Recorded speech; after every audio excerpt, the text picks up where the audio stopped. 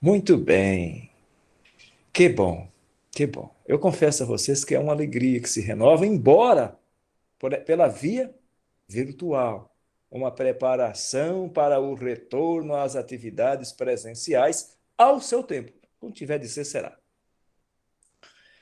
Então, hoje, nós vamos estudar um assunto muito provavelmente conhecido, talvez de todos nós, porque esse time que está aqui já entendeu a importância de encontrar aquele tempinho para alimentar o espírito.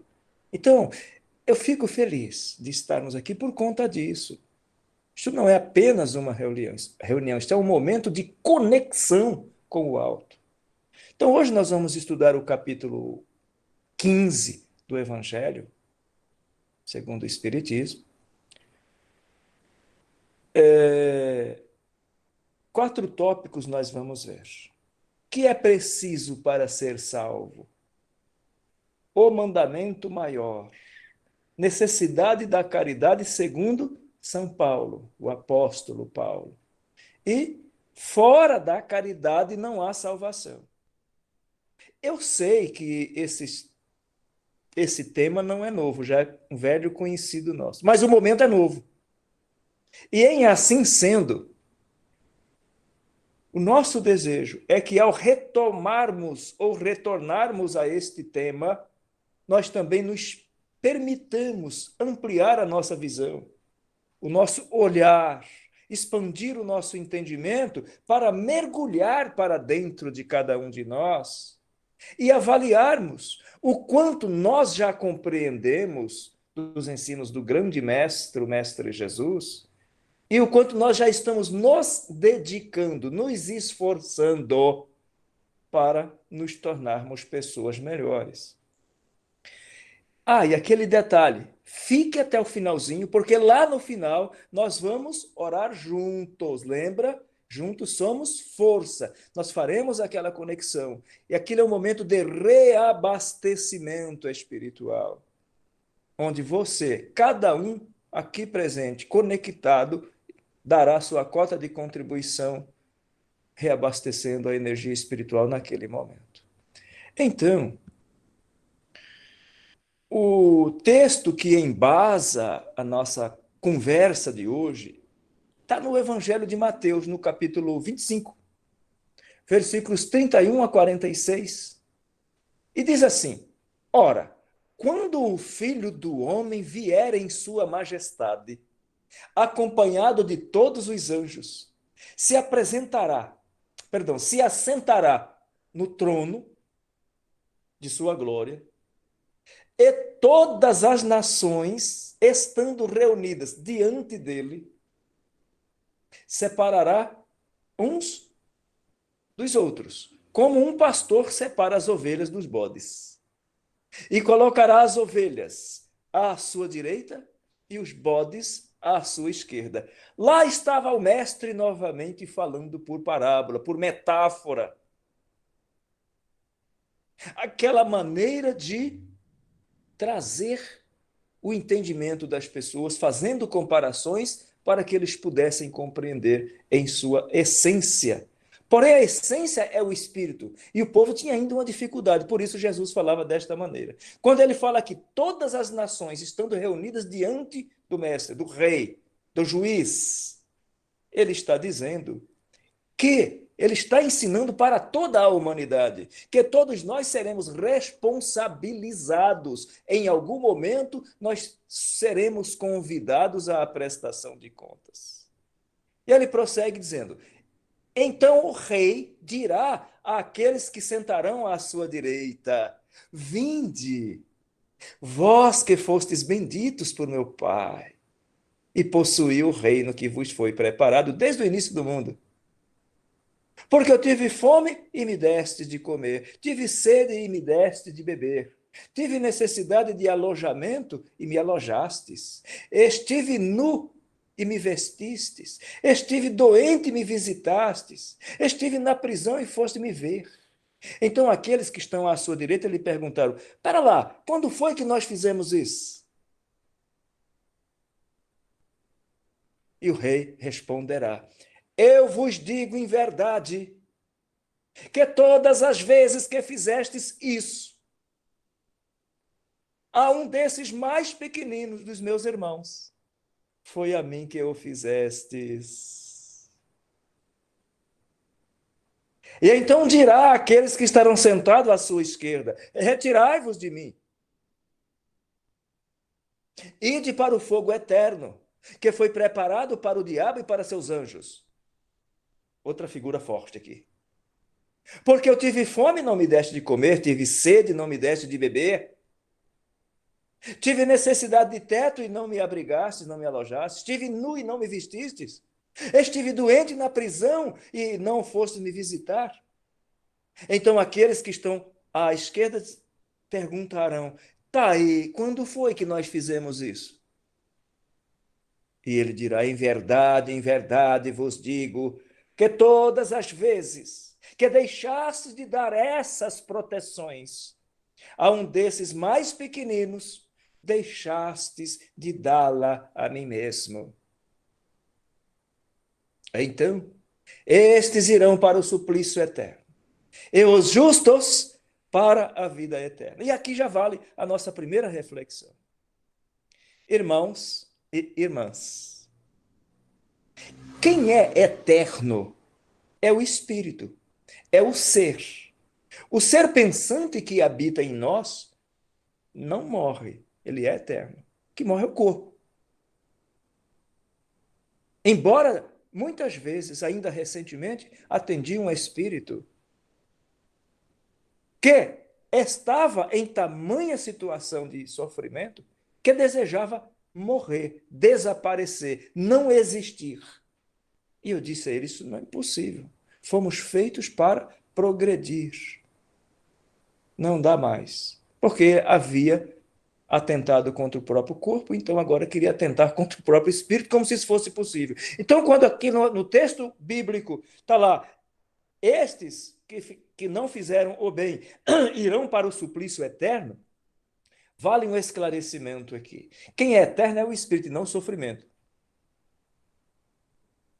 Vou explicar melhor.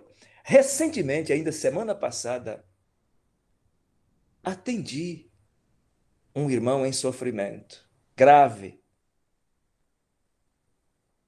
que dizia não saber, não ter noção do tempo em que se encontrava naquele sofrimento. Daí a avaliação dele de estar no sofrimento eterno.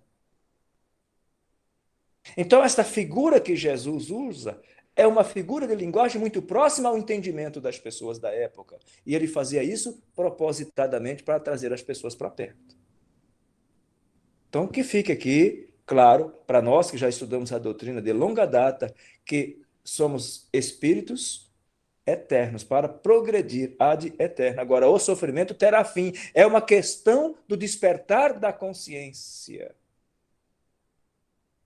E aí, levanta-se um doutor da lei para tentar o mestre. Ele diz: mestre, então, o que é preciso que eu faça para ganhar a vida eterna? E aí, outra lição extraordinária do mestre para a humanidade, para quem quiser aprender a promover melhorias no relacionamento, no trato com o outro. Veja que o texto diz: e levantou-se um doutor da lei e lhe fez uma pergunta para o tentar. O que fez Jesus nesta hora? Uma pergunta. Jesus disse a ele assim: o que é que está escrito na lei? O que é que você leu lá?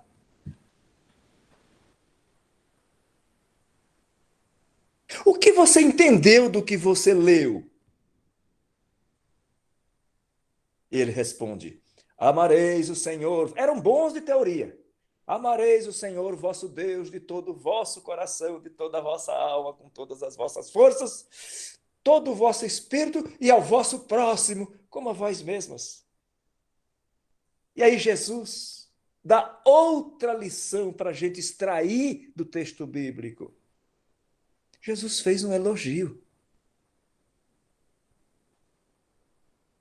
Então as pessoas falam, não, não pode elogiar. Como não? Jesus elogiava. Jesus disse assim: respondestes muito bem. Aí sim, só depois disso, Jesus orienta o caminhar dali para frente. E aí Jesus diz a ele assim: fazei isso, e aí você vai viver vida boa. Diz o texto: fazei isso e vivereis. É extraordinária a forma como Jesus traz, troca em miúdo o como nós devemos fazer.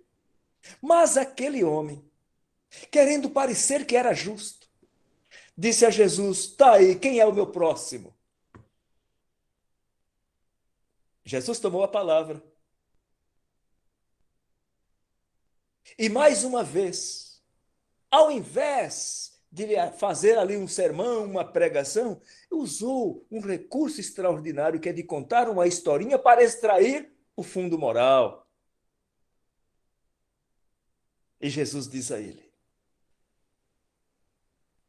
para ilustrar e levá-lo a pensar: um homem descia de Jerusalém para Jericó. E no meio do caminho fora atacado por ladrões que o despojaram, lhe feriram e se foram, deixando-o quase morto. Logo em seguida, passava pelaquela estrada um sacerdote, que ao perceber aquele homem naquele estado deplorável, passa ao largo, sem, no entanto, nada fazer por ele. E o doutor da lei, ouvindo a historinha. Logo em seguida, pela mesma estrada, descia no mesmo sentido um levita, que também era um homem do templo, um auxiliar do templo. E ao perceber aquele estado lastimável daquele homem, que havia sido atacado, estava ali quase morto, passa ao largo e nada faz por ele. Acontece que logo depois descia pela mesma estrada um samaritano, que era considerado herege, ou seja, não professava aquela crença padrão, aceita pela sociedade dos dois primeiros, do sacerdote e do auxiliar do templo. Ele professava uma outra crença. Por isso, ele era considerado um herege. E aí, então, quando percebeu aquele homem naquele estado, desce do seu cavalo imediatamente. E aí colocou, com os recursos disponíveis, azeite e vinho sobre as feridas daquele homem, coloca-o sobre sua montaria, sobre o seu cavalo, e o leva a uma hospedaria. E aí, irmãos, vejam o detalhe. E ali cuidou dele. No dia seguinte, pagou a conta e disse ao hospedeiro: nada lhe deixe faltar a este homem. Se gastar alguma coisa a mais do que estou deixando pago aqui, pago, acerto com você na minha volta, mas nada lhe deixe faltar. Neste momento da narrativa, Jesus indaga ao doutor da lei: qual desses três vos parece ter sido o próximo daquele que caíra nas mãos dos ladrões? E ele prontamente responde: aquele que usou de misericórdia para com ele. E aí Jesus, veja que Jesus colocou ele para pensar o tempo todo, desde as primeiras indagações. Neste momento, Jesus diz a ele: faça isso, ide e fazei o mesmo. Perceberam a habilidade de levar a pessoa ao entendimento do o que fazer e como fazer? Então, a moral de Jesus, qual é? Ela é toda a moral de Jesus, alicerçada em duas virtudes, que são virtudes contrárias ao egoísmo e ao orgulho, ou seja, caridade e humildade. E naquela parábola dá para extrair outras lições. Aquele homem não deixou seus afazeres, o samaritano. Ele seguiu sua viagem. Ele foi cuidar dos seus afazeres, sem, no entanto, deixar de fazer a caridade. Poderia ter dado uma desculpa qualquer, mas não. Importou-se com o outro em aliviar a dor do outro, que é o que Jesus pregava o tempo todo nos seus ensinamentos. Então, em todos os ensinamentos, ele, Jesus, mostra essas virtudes como sendo o caminho seguro para a felicidade. Porque é de uma alegria extraordinária quando conseguimos contribuir com o outro. Agora é preciso sair da superficialidade, buscar a essência do ensinamento do mestre. Vamos mergulhar um pouquinho nessa essência? Ele diz assim: bem-aventurados, isso significa felizes. Bem-aventurados os pobres de espírito. O que isso quer dizer? Os humildes, porque deles é o reino dos céus. Ou seja, quem age assim vai construir créditos, como a gente vem estudando nos últimos capítulos. Bem-aventurados os que têm puro coração, ausência da maldade. Bem-aventurados os que são brandos e pacíficos, aqueles que, num primeiro momento, buscam conciliar, ao invés de conflitar. Bem-aventurados os que são misericordiosos, bondosos, caridosos, que já exercita, ainda que com dificuldade, o perdão. É isso que nós temos que fazer. E aí ele dá a receita. Tá, eu expliquei o que fazer e agora como que eu faço isso? E ele explica. Ó, o como? Eu vou explicar como que você faz. Amai o vosso próximo como a vós mesmos. O que isso significa? Para você não só quer coisa boa, só quer o bem? Então, é o que eu devo fazer para o outro, o bem. Fazei aos outros aquilo que gostarias que vos fosse feito. Amai os vossos inimigos. Onde é o como aqui? Como é que eu realizo isso? Se eu conseguir não desejar o mal ou arruinar o sujeito só porque é meu inimigo, isto já é uma atitude de amor. Perdoar as ofensas recebidas.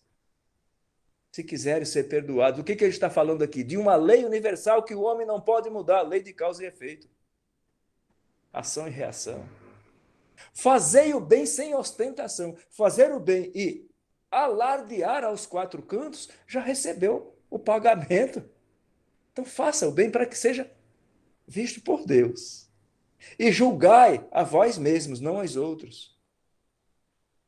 Porque quando nós julgamos os outros, nós estamos nos condenando, porque também somos falíveis. Em síntese, humildade e caridade é o que Jesus recomenda e dá o exemplo. E em contrapartida, ele combate em todos os seus ensinamentos o orgulho e o egoísmo. E mais, coloca a caridade, o trabalho, o amor em ação, que é a caridade, em termos explícitos, como condição absoluta para que o espírito experimente a felicidade. E isso é para todas as criaturas, para todo ser humano. E nós vamos ver daqui a pouquinho numa fala do apóstolo Paulo.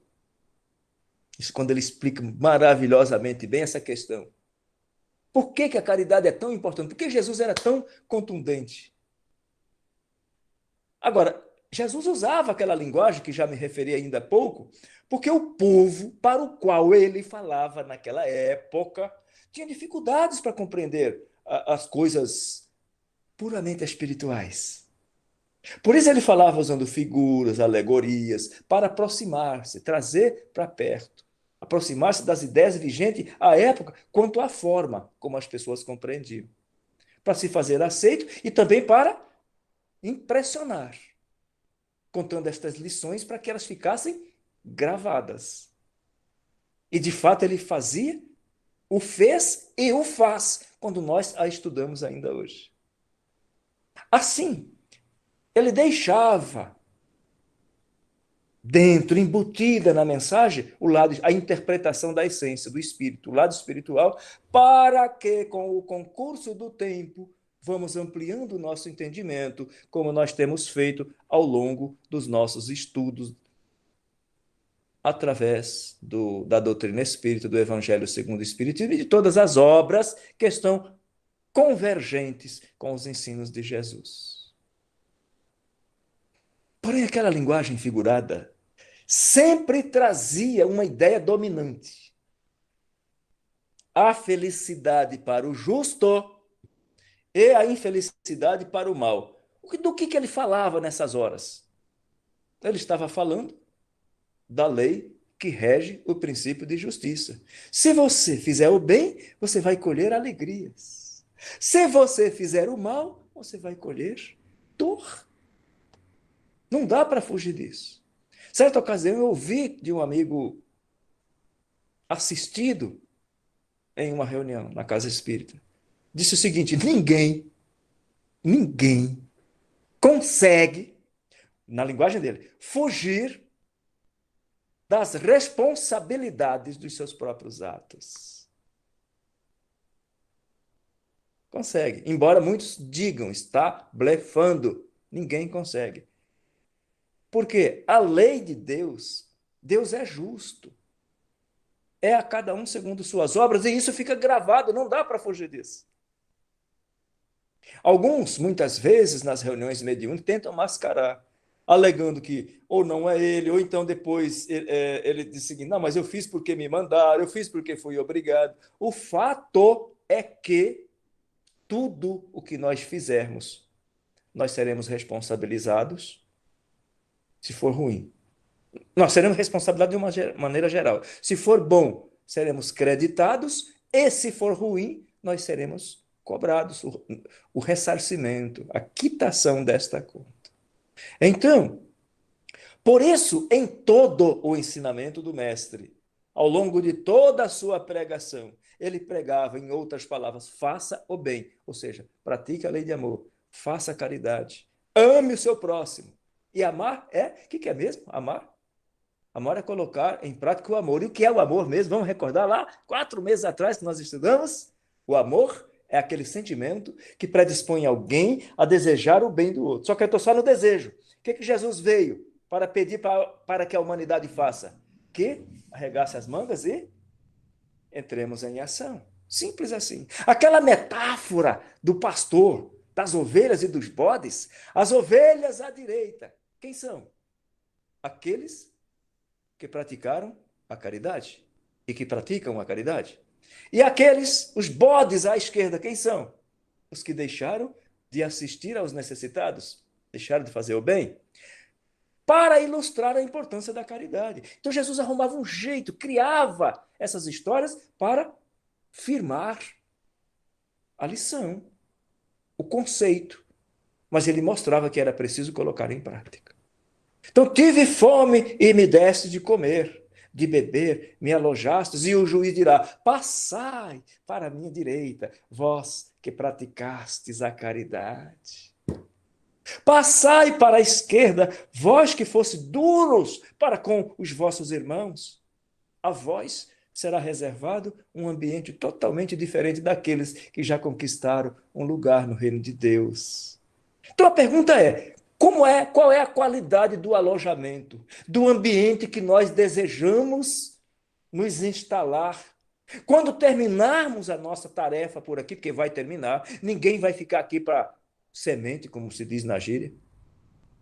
Qual é a qualidade? Depende do quanto amor nós estamos colocando naquilo que nos propusemos a fazer, de quanto nós estamos nos dedicando para domar as nossas más inclinações. Então, a parábola do samaritano, em momento algum, Jesus fez distinção da crença, da religião, de um e de outro. Os 2 primeiros eram religiosos. E ele coloca, acima de tudo, a atitude do terceiro, que não professava a mesma crença dos outros. Por quê? Porque ele tinha amor no coração. Compadecendo-se da dor do outro, trabalhou para aliviá-la, para socorrê-lo, para dar o mínimo de auxílio. Então veja a clareza da explicação do mestre. Ele coloca a caridade no primeiro plano de todas as virtudes. Quando o doutor da lei pergunta para ele, tá, mas e qual é o maior mandamento da lei? E Jesus ensina para ele, amareis o Senhor, vosso Deus, de todo o vosso coração, de toda a vossa alma, todo o vosso espírito. Esse é o primeiro. E tem o segundo que é semelhante ao primeiro. Amareis o vosso próximo como a vós mesmos. Está dizendo o seguinte, olha, trate o outro como você gostaria de ser tratado. Como para a gente só quer o bem, né? E aí ele faz aquela síntese assim que eu acho sensacional. Diz, olha, tudo o que foi ensinado, toda a lei e os profetas, tudo o que foi dito até hoje, se resume nesses dois mandamentos. Amar a Deus e ao semelhante. Qual é a conclusão que nós chegamos aqui? Não se pode verdadeiramente amar a Deus sem amar o próximo, nem amar o próximo sem amar a Deus. Não dá para fazer isso. Porque se não há desprendimento, o amor não é aquela predisposição, o desejo, o querer, o bem do outro. Isso é o amor. Mas Jesus falou assim: o amor, esse desejo, esse sentimento, todo mundo tem. O que precisa, perdão, o que precisa é colocar isso em prática. E é claro que cada um, dentro de sua possibilidade, o que importa é que façamos. Jesus foi contundente: faça o bem. Tudo aquilo que nós fizermos contra alguém, que prejudique alguém, que fere alguém, fere a lei de Deus. Em resumo, fora da caridade não há salvação. E aí vem o apóstolo Paulo e diz, coloca lá um assunto para a gente refletir, da necessidade da caridade segundo São Paulo, segundo Paulo. Então ele diz assim: ainda que eu falasse todas as línguas dos homens e mesmo a língua dos anjos, se eu não tivesse caridade, seria apenas um bronze sonante, um símbolo retumbante, ou seja, um sino que emite um som e daí? E que mais? Na sua carta aos Coríntios, lá no capítulo 13, versículo 1.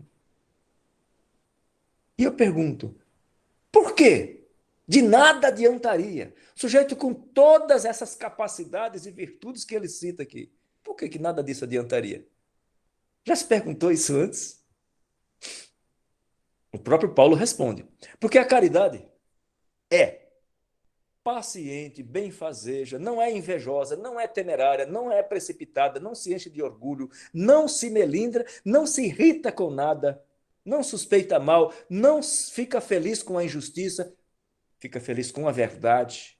Tudo suporta, tudo crê, tudo espera, tudo sofre, aguenta firme, em outras palavras. E ela arremata: entre a fé, a esperança e a caridade, a mais excelente é a caridade. E aí outra pergunta, por quê? Por quê? Porque ele coloca a caridade até mesmo acima da fé. Porque a caridade está ao alcance de todas as pessoas, independentemente de suas crenças. Eu conheci um jovem naquela época, devia ter seus 30 e poucos anos naquela ocasião, ateu. Assim ele se dizia ateu. Era casado, com a sua esposa era espírita e ele era ateu. E eu conheci poucas pessoas caridosas como aquele jovem ateu. Então o que importa é o bem que você faz. E isso que Jesus ensinou para a humanidade. Lá na parábola do samaritano, de uma clareza cristalina. Não interessa a sua crença, cara, não interessa o que você fez para o outro.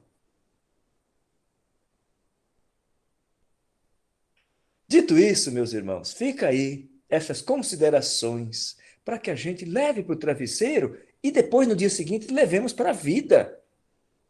O que dá para eu começar a melhorar em mim? Já que o tema é bastante conhecido, o que é que eu já faço que eu posso fazer melhor? O que é que eu ainda não faço que eu posso e devo começar a fazer? Porque é cada um segundo suas obras. Os créditos virão de acordo com as suas obras. O Espiritismo prega: fora da caridade não há salvação. O Espiritismo não diz, ó, fora da doutrina espírita não tem salvação. Não existe isso. O Espiritismo não diz, ó, fora da igreja, fora do centro espírita não há salvação. Senão nós estaríamos contrariando os preceitos de Jesus. O que é que Jesus pregou? O que importa é o bem que você faz. Porque ele é o que assegura a felicidade do espírito, é que dá o crédito para acessar o reino de Deus. Então, o que o Espiritismo prega mesmo? Que fora da caridade não há salvação. Esta máxima se apoia no princípio universal e abre a todos os filhos de Deus, portanto, a todas as pessoas, acesso às portas que nos conduzem a um ambiente de alegria e de felicidade, que a gente pode experimentá-lo aqui e agora, todas as vezes que nós conseguimos minimizar uma dor, um gesto de atenção, as coisas pequeninas que estão no alcance da mão e que muitas vezes, muitas pessoas dão desculpas de não poder fazer. Não é verdade, porque muitas vezes o orgulho não deixa. Então a melhor coisa a fazer é dar um tapa no orgulho e exercitar a humildade. E às vezes a gente ter que pedir desculpas. Ah, mas o outro que tinha que pedir, mas não está em condição, peça você. Então, o Evangelho é para isso, para que nós, ao compreendermos e entendermos que vamos receber esses créditos na medida em que nós nos dedicamos, quem ganha com isso é a gente mesmo. Então, fora da caridade não há salvação, é a consagração. Esta máxima é a consagração do princípio da igualdade diante de Deus e da liberdade de consciência. Por ela, todos os homens são irmãos. E qualquer que seja a sua maneira de adorar a Deus, qualquer, eles se estendem as mãos e se ajudam, oram uns pelos outros. Fazer uma prece em favor de alguém é um ato de caridade, é uma atitude de amor. Nessa máxima, fora da caridade não há salvação, estão contidos os destinos dos homens na terra e no céu, irmãos e irmãs. Na terra, porque aqueles que praticam viverão em paz. Sabe aquela coisa que nós estudamos aqui da consciência tranquila? E que nós já estudamos lá em O Livro dos Espíritos. Se você tem a posse do necessário, a consciência tranquila, e tem fé em Deus, sabe que amanhã será melhor, a gente se fortalece para a superação dos obstáculos.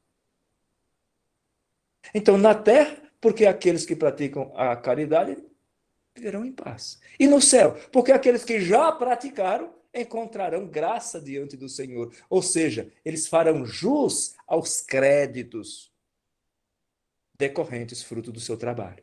Então, para que a caridade aconteça, é preciso querer. Basta. Ah, eu quero. Não, não basta. O que precisa? Necessariamente estar juntos ali, ó, conectados. Querer e agir. Simples assim. Não importa o tamanho do trabalho, o que importa é que nós comecemos, porque transformando-se isso em um comportamento saudável ao longo de uma existência, os créditos serão muitos. Por fim, eu vou sintetizar aqui uma fala de Paulo, apóstolo, ditada em Paris, século XIX, 1860, que diz assim: irmãos, irmãs, que a doutrina espírita vos ajude a compreender melhor os ensinos do Cristo. E assim vos faça melhores cristãos, melhores pessoas de bem, de modo que aquele que vos observa possa dizer que o verdadeiro cristão e o verdadeiro espírita são uma só coisa. São a mesma coisa, porque pelo seu comportamento ele mostra a que veio. Quais são as suas obras? Quais são os valores que ele cultiva pelo seu comportamento? Está a mensagem de Paulo que eu resumi para a gente levar para o travesseiro. Então nós vimos até aqui. O que é preciso para ser salvo? Fazer caridade. Tudo bem?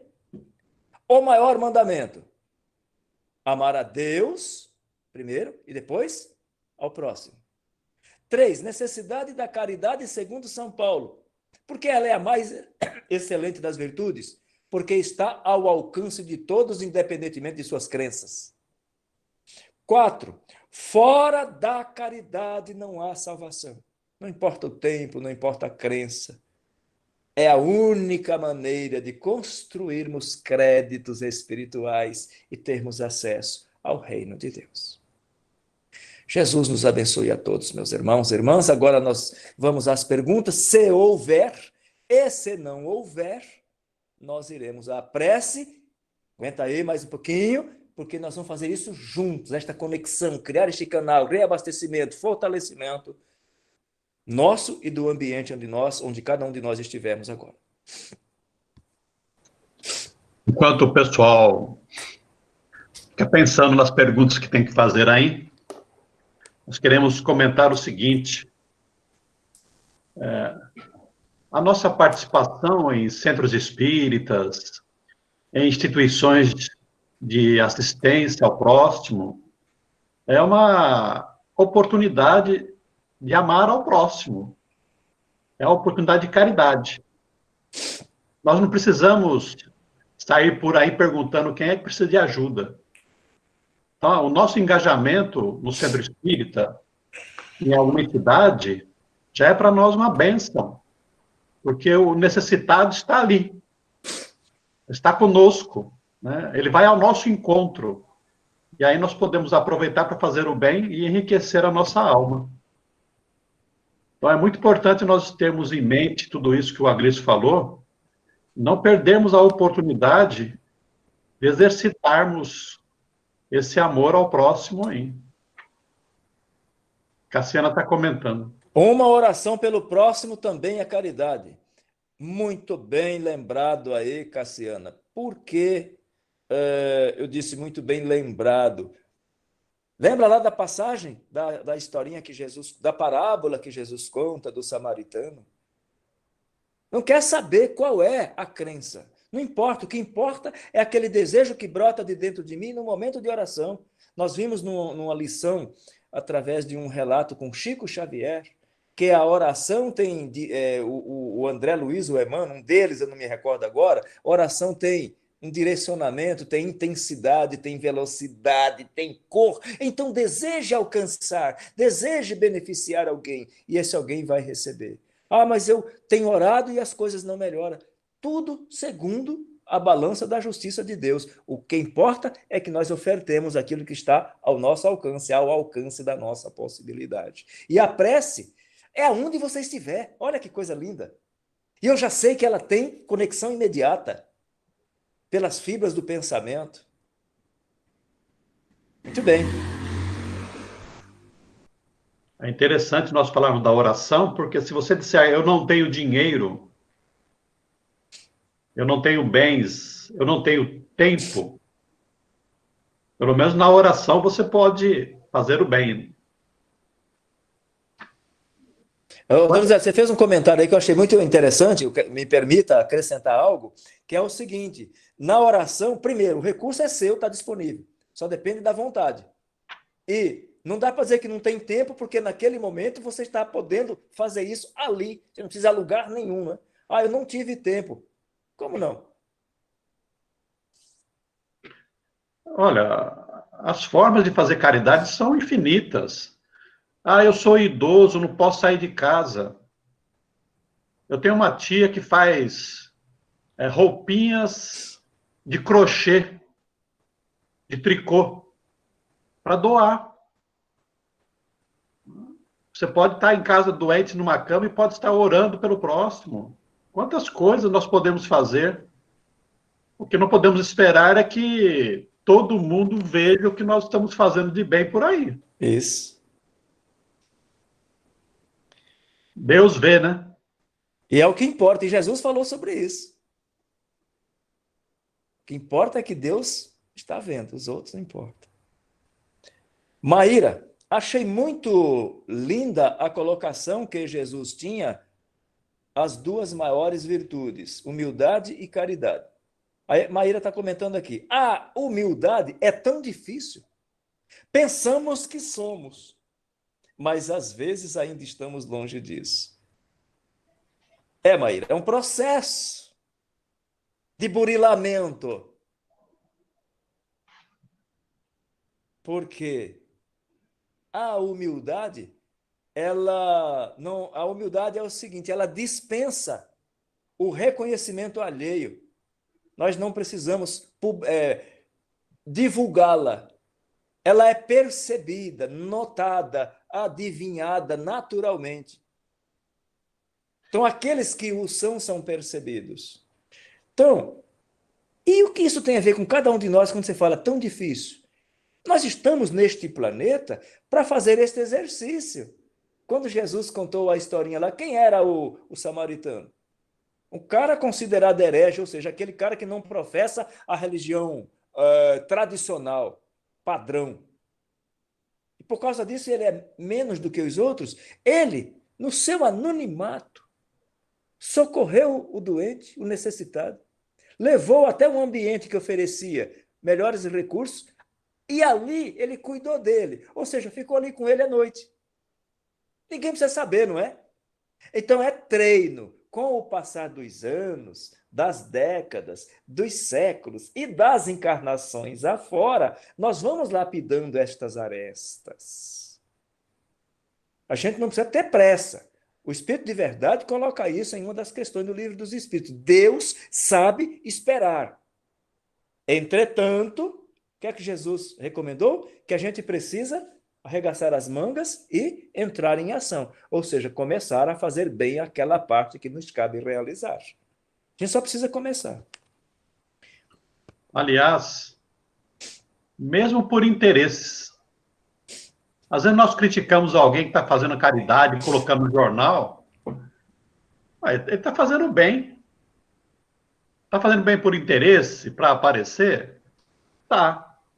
Mas um dia ele vai fazer espontaneamente.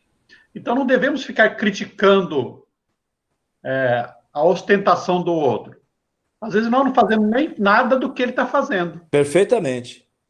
Aliás, Allan Kardec pergunta isso em uma das questões do Livro dos Espíritos. Quando ele pergunta ao Espírito de Verdade, e esses caras que só fazem caridade para ser notado, para ser visto? O Espírito de Verdade respondeu algo assim, melhor do que os que não fazem nada. Silvia comentando, o silêncio é um ato de caridade? Sim. Saber ouvir? Sim. Outra atitude de amor, um ato de caridade. Respeitar a dor do próximo. Foram todos os exemplos que Jesus deu, Silvia. Parabéns, é isso aí. Quando aquela mulher, ultrajada, acusada e execrada em público, é jogada diante dele e em volta aquela multidão armada de pedras para matá-la a pedradas. E Jesus dá aquele ensinamento extraordinário. Quando fica ele frente a frente a ela, em momento algum, ele põe o dedo na ferida. Ele exemplificava o quanto devemos respeitar a dor alheia. Ela já estava sofrendo demais. Então, saber ouvir, saber respeitar a dor do outro. Muito bem lembrado, Chico Xavier. Quem pratica o bem coloca em movimento as forças da alma. Célia, Jesus é um modelo único, mas é difícil seguir esse modelo verdadeiro por causa das inferioridades. Ô Célia, vamos inverter o pensamento? Nós, inferiores, temos que seguir os superiores. Hã? Para pensar. Não é? O Kardec perguntou ao espírito de verdade, qual é o modelo que a gente tem que seguir? Para a gente errar menos ou para a gente acertar mesmo? Questão 625 do Livro dos Espíritos. Ele falou, vede Jesus. Ah, mas Jesus é Jesus. Ok, mas é o que ele ensinou que eu tenho que seguir, que perseguir. Ok, Célia? Madre Teresa cumprimentou ditadores, mas sempre disse que o importante era a sua obra. E a sua obra continua até hoje. Está muito claro isso, né, minha gente, aqui na nossa lição de hoje. Né? O que importa é o bem que você faz. O bem que você fizer será seu advogado onde você estiver. Seja aqui, seja no outro plano, no outro planeta. Isto é seu, é patrimônio seu.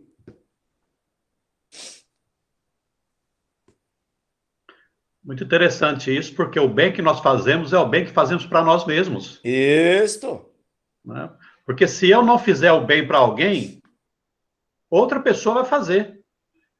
Porque aquele que recebe o bem está merecendo receber o bem. Isto. E nós estamos sendo abençoados pela oportunidade. Então E, aproveitemos. e aquele cara que teve a oportunidade de fazer e não fez, para aquele que vai receber o benefício, ou seu ou de outro, se eu me recuso a fazer, eu estou jogando fora ou desperdiçando uma oportunidade de, como disse Donizete, é a contrapartida.